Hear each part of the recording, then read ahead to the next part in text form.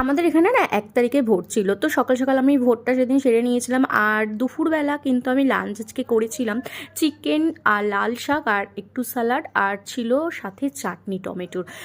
শাক দিয়ে ভাত খেতে কার, কার ভালো লাগে? আমার কিন্তু ভীষণ প্রিয়। আর তার সাথে আমি একটু চিকেন নিয়ে ভাতটা খাওয়ার পরে দুপুরে একটু রেস্ট করার পরে আমি আর শুভ বেরিয়েছিলাম একটু বিকেলবেলা শ্রীনিকেতনে।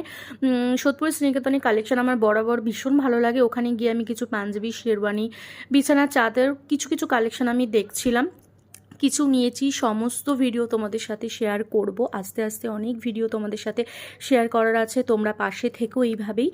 আর এই কালেকশানগুলো কেমন লাগছে, এগুলো কিন্তু কিডস কালেকশান, আমি কিন্তু এগুলো কিডস সেকশানে দেখছিলাম। আর কিছু বিছনা চাদরের কিন্তু দারুণ দারুণ কালেকশান এসছে, আমি নিয়েছি ওখান থেকে।